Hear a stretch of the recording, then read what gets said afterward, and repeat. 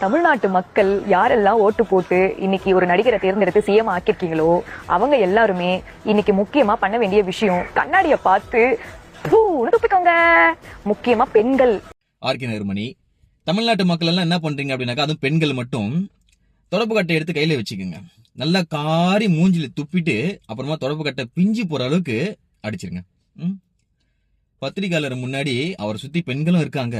அவ்வளோ தைரியமா, அவ்வளோ திமுறா, அவ்வளோ நக்கலா, ஸ்கூல் படிக்கிற பொண்ணியா கூட்டின்னு போய் வயக்காலில் நாங்க கற்பழிச்சோம், விருப்பப்பட்டு வந்தா நான் போனேன், அவ ஒரு பாலியல் தொழில் அப்படின்னு சொல்லிட்டு அவ்வளோ தைரியமா பேசியிருக்காரு. என்னமோ அப்படியே கல்லூரியில படிச்சிருக்க பிள்ளைய நான் விருப்பமே நம்ம கடத்திட்டு போய் கற்பழிச்சு விட்ட மாதிரி விரும்பி வந்து உர வச்சுட்டு போனவா அவ.